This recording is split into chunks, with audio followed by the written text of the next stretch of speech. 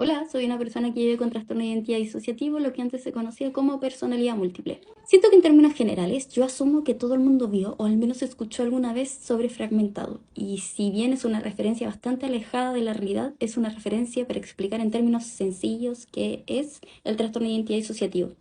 Mi problema con ocupar fragmentado de referencia es que es una película bañada en estigmas y por supuesto es ficción, por lo que llena de fascinación el ojo público sobre tener esta condición.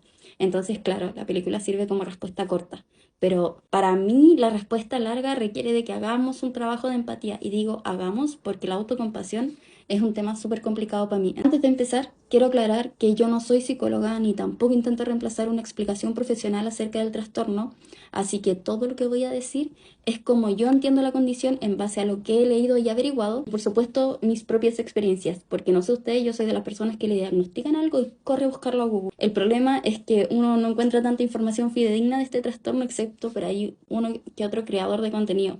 Así que yo me puse a leer como loca casos de la vida real y después entré a leer más sobre psicología para entender todavía más. Me gusta desmenuzar la explicación sobre qué es el trastorno ocupando su mismo nombre: trastorno de identidad disociativo, antes llamado personalidad múltiple. Aquí, para explicar por qué ya no se llama personalidad múltiple, me permito parafrasear a Anabel González y a Dolores Mosquera, donde en el libro titulado Trastorno de identidad disociativo o personalidad múltiple, que creo que escribieron en el 2010, indican que no se trata de un trastorno de la personalidad, sino que estaríamos más bien a una falta de integración de la identidad y a una única personalidad fragmentada. Entonces me parece consecuente explicar qué es la personalidad, y me gusta diferenciarlo entre lo que los profesionales de la salud entienden por personalidad y lo que el resto de las personas entendemos por personalidad. La definición académica hace referencia a la estructura de la personalidad, el cual es un concepto más bien psicoanalítico, donde se define carácter y temperamento. Y lo voy a dejar hasta ahí nomás, porque para ser honesta, no es mi campo y tampoco es mi fuerte, onda pastelero a tus pasteles. Pero quiero que se haga énfasis en que el concepto de personalidad que utilizamos las personas fuera del ámbito clínico es un concepto reduccionista que nos indica solo un aspecto de la persona.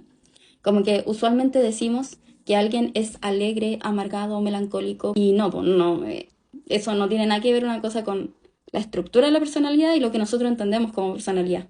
Entendiendo que no es un trastorno de la personalidad, podemos pasar a qué sería la identidad. La identidad es un concepto abstracto que las personas vamos desarrollando a medida vamos creciendo, y es en la infancia en donde madura la definición que tenemos de nuestra propia identidad, influenciada por nuestro aprendizaje, nuestras creencias, el mundo interno, externo. Onda, desde saber que tu mamá tiene su propio nombre hasta poder comprender nuestra propia identidad de género. Onda, si le preguntamos a un infante sobre la definición de humildad o belleza, primero, antes que todo, nos detendríamos a pensar qué tan pequeño e inteligente es ese infante. Porque no es difícil comprender que para definir conceptos abstractos requerimos un nivel de maduración suficiente para poder responder.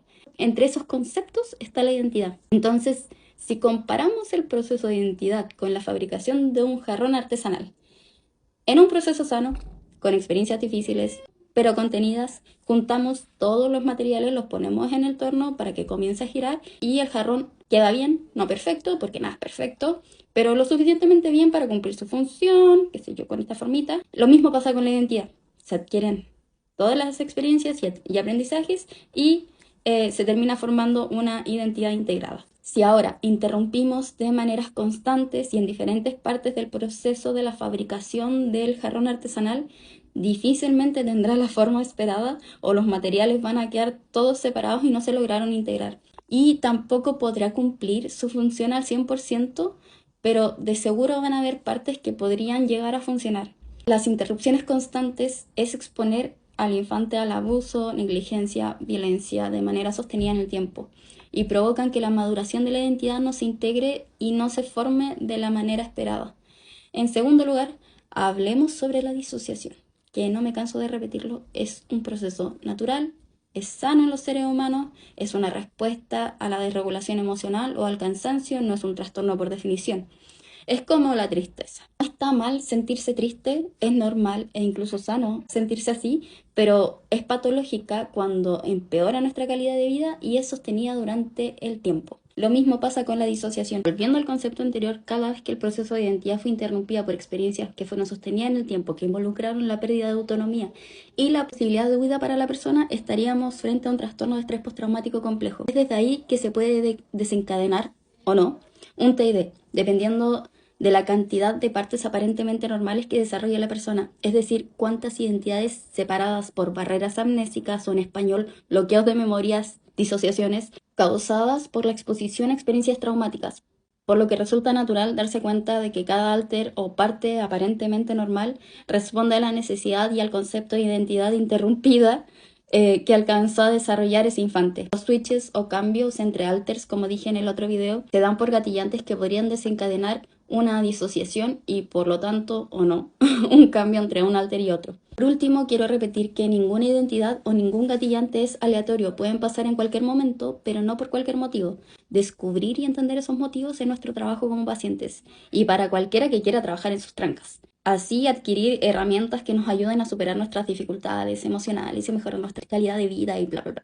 En el caso de un TID, ese trabajo puede provocar o no una integración de la identidad, pero quiero dejar claro que no hay una receta perfecta.